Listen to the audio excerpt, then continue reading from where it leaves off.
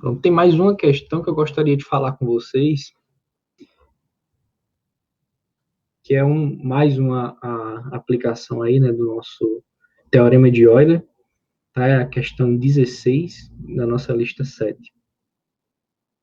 Tá? E aí, essa daqui é para exemplificar, de fato, a vantagem de se trabalhar com congruências. Tá? Essa questão ela pede o seguinte, ó, determine os últimos dois dígitos do número 3 elevado a 400, certo? No sistema de representação decimal. Então vejam que esse problema aqui, hoje se você colocar na sua calculadora, por exemplo, você pode ter uma certa dificuldade. Provavelmente vai dar erro, porque é um número grande, né? Muito grande. Então, só usando essas ferramentas que a gente trabalhou, congruências, certo? O mínimo aí que é a introdução, né, à teoria dos números, só usando essa teoria, você vai notar que vai dar para a gente poder responder essa pergunta. Vai conseguir fazer isso apenas usando o que a gente viu na nossa aula, basicamente usando as ferramentas de congruência juntamente com o teorema de Euler. Então, como é que a gente faz isso? Primeiro, a gente tem que entender, conseguir converter esse problema, interpretar ele, como resolver, usando as ferramentas que a gente tem. Então, o que é pedido aí são os últimos dois dígitos desse número. Obviamente, a gente frisou aqui, né, que é o sistema de representação decimal, porque existem outros sistemas de representação, por exemplo, o binário. Tá? Então, esse aqui é o número do jeito que a gente conhece mesmo, o sistema de representação decimal. Então, como é que a gente poderia ver isso aí? Note o seguinte, ó. Para todo inteiro que você pegar A, você pode pegar esse A e dividir por 100. É o algoritmo da divisão. Então, você consegue escrever o A como Q vezes 100 mais R, onde esse R aqui é maior ou igual que zero, menor que 100. Tá? Aqui, para frisar, né, o algoritmo da divisão que a gente usa. Então, olha o seguinte, ó. Esse número A, ele é um múltiplo do 100 mais um resto. Essa parte aqui, essa parcela do número A, como é um múltiplo do 100, ela sempre, os últimos dois dígitos dessa parcela sempre vão ser 0, 0. Dessa parcela, Q vezes 100.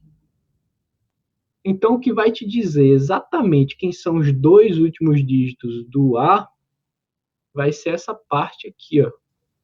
O resto.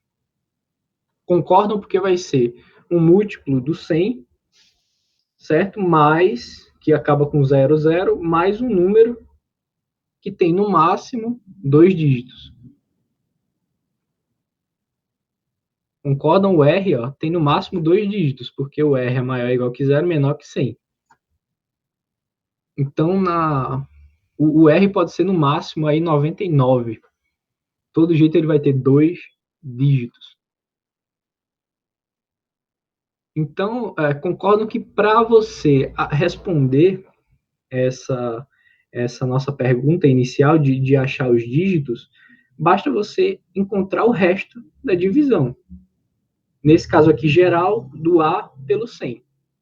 Pega o A, divide por 100, o resto vai ser os seus dois dígitos. E se você quisesse encontrar só o último dígito, usando essa mesma lógica aqui, você ia dividir por 10. Se você quisesse encontrar os três últimos dígitos, você ia dividir por 1000, usando exatamente essa mesma lógica aqui. Em todos esses casos aqui, o resto é que vai te dizer os dígitos que você está à procura. Certo? Estou fechando esse problema aqui de forma mais abstrata. Logo, para saber os últimos dois dígitos, né, de qualquer número inteiro, basta você dividi-lo por 100. Certo? O nosso resto é o que vai dizer, é o que vai ser os dígitos que a gente quer, que a gente procura. Tá? Então, essa daqui é uma interpretação geral. Não precisava ser esse número aí, 3 elevado a 400, podia ser qualquer outro número. Você ia seguir esse procedimento aqui.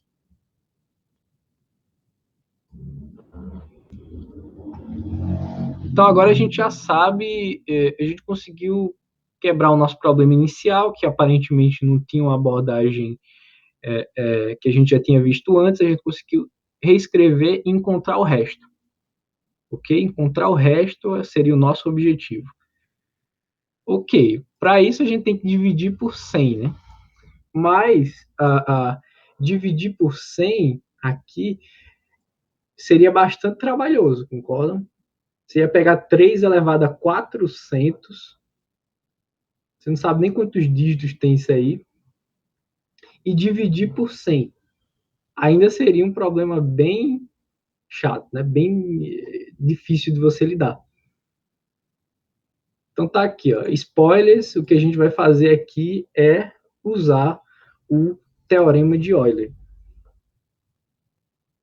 O teorema de Euler é o que vai facilitar para a gente. Vejam aqui. Primeiro indício que você vai usar o teorema de Euler. Veja que é uma potência. Certo? Uma potência. 3 elevado a 400. Certo? Nosso teorema de Euler lá trabalha com potências. Então, o que, é que a gente quer? A gente quer o resto da divisão de 3 elevado a 400 por 100. Se a gente pegar congruências aí, 3 elevado a 400 congruo a alguma coisa, módulo 100, se essa alguma coisa aqui que você tá, deixa eu escrever aqui.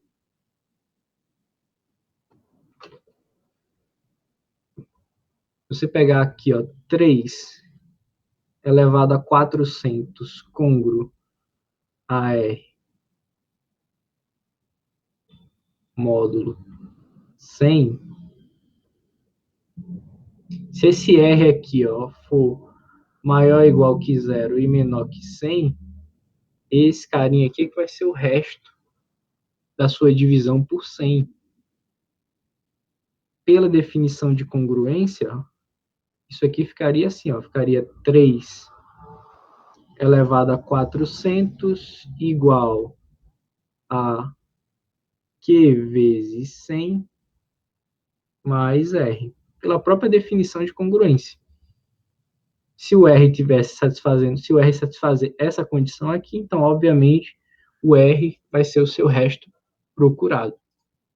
Então, veja que aqui a gente está fazendo duas traduções simultâneas. A primeira tradução é como encontrar os dois dígitos do seu número enorme, gigante, como encontrar. A resposta para isso é encontrar o resto da divisão por 100, desse número por 100. A segunda outra ligação que a gente está fazendo aqui, interpretação, é como fazer isso utilizando uma ferramenta mais poderosa, que no caso aqui seria as congruências.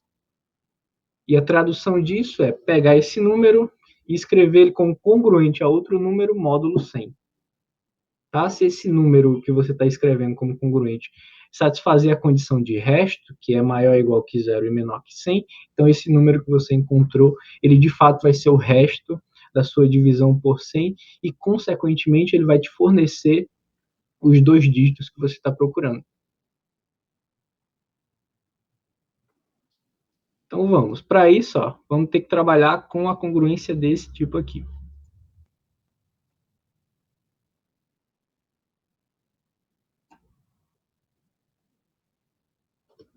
Então, para isso, a gente vai usar o teorema de Euler.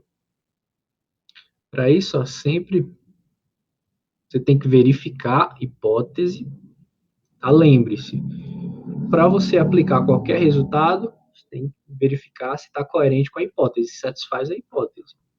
A única hipótese do teorema de Euler, né, pelo menos a única hipótese que precisa de uma certa verificação, é esse MDC.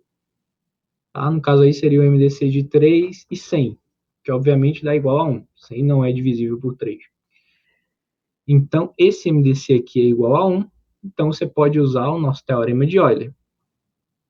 E aí você vai escrever 3, no caso aí com o teorema de Euler, com N igual a 3 e com M igual a 100. Lembra que o M se repete aqui. Então fica 3 elevado a φ de 100 congruo a 1 módulo 100. Isso é o que a gente tem aplicando o teorema de Euler. E aí, nesse momento, você começa a torcer, né? Será que esse φ de 100 aí vai dar 400? Bem pouco provável, né? A, a, a quantidade de coprimos entre a quantidade de coprimos entre 1 e 100 não vai ser maior do que o próprio 100. Mas aí o que é que você tem mais de ferramenta? Você tem as potências. Entendeu? Então, mesmo sendo um número relativamente pequeno que você encontrar aqui, você sempre tem a ferramenta, a propriedade de potência de congruência. Então, guardem isso. Você sempre tem essas ferramentas que eu já falei no início da nossa aula de hoje, resolvendo aquela questão do questionário, né? Ah, professor, e se só usando potência não chegar no número correto? Você também tem a opção de multiplicar as congruências, certo? Deixa eu mostrar aqui a propriedade de congruências.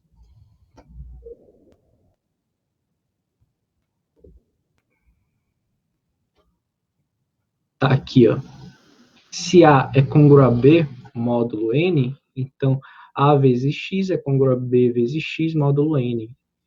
X, ó, inteiro qualquer aqui, não é uma incógnita. Nesse caso aqui seria um inteiro qualquer.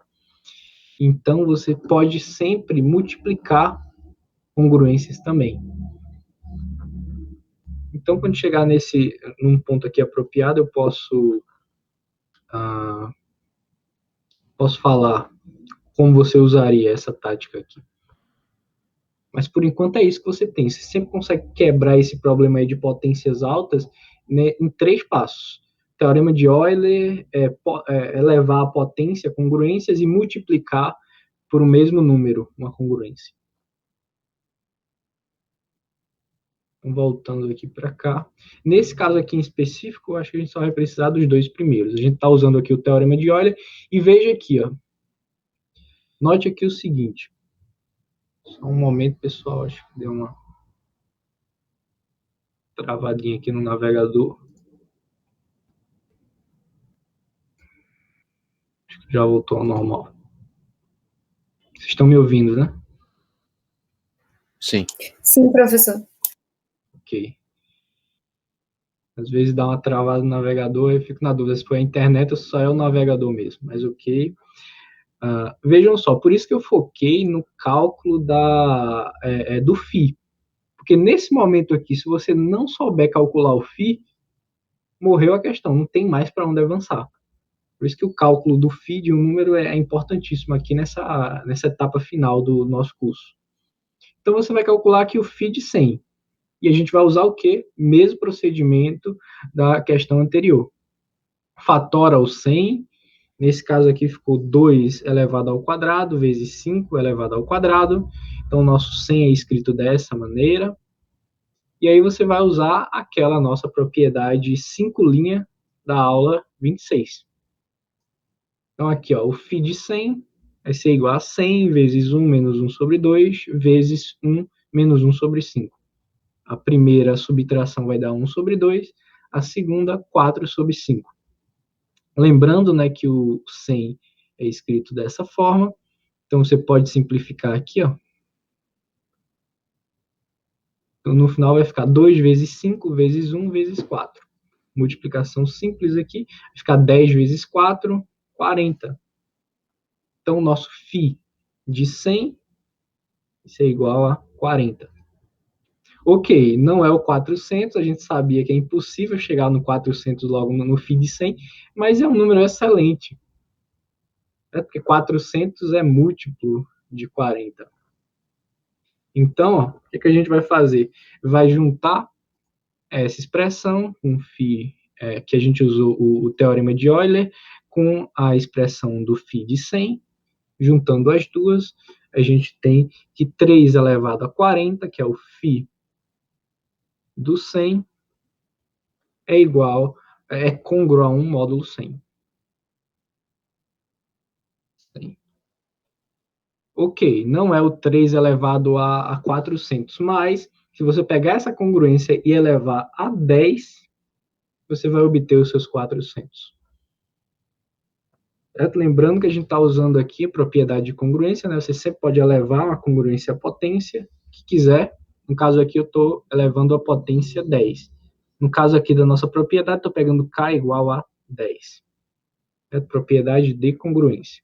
Então, vai ficar 3 elevado a 40 elevado a 10, congruo a 1 elevado a 10, módulo 100.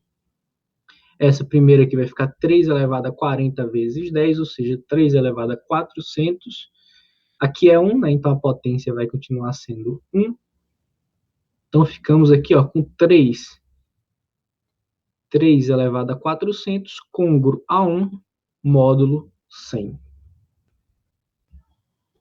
Aqui você já poderia concluir o seu resto, certo? Pelo que eu mencionei no início da resolução dessa questão.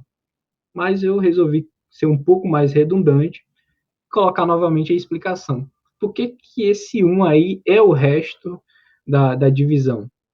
Por que que é? Você vai usar a definição de congruência. Por definição de congruência, você tem que 100 divide 3 elevado a 400 menos 1.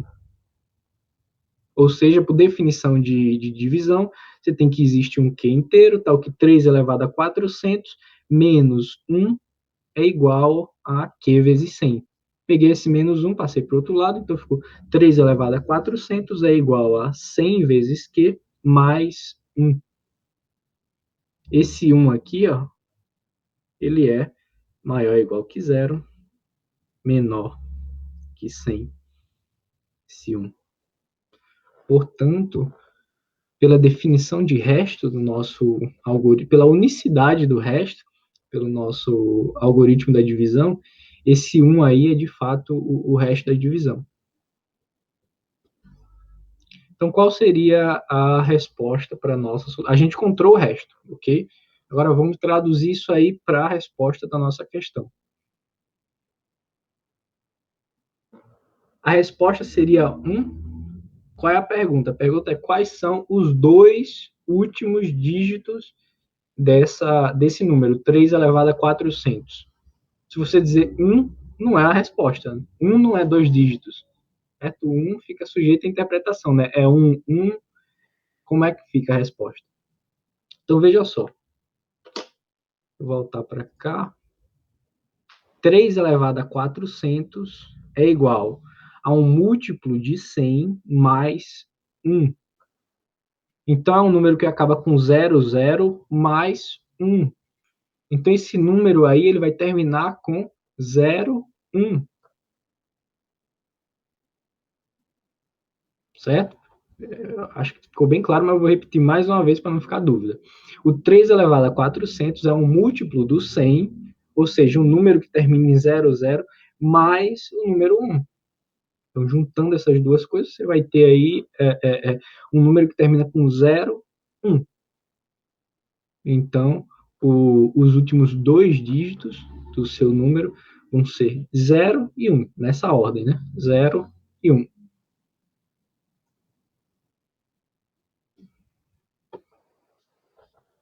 Ah,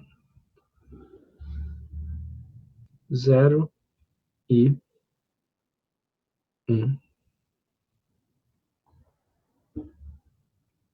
Certo? Nesta ordem.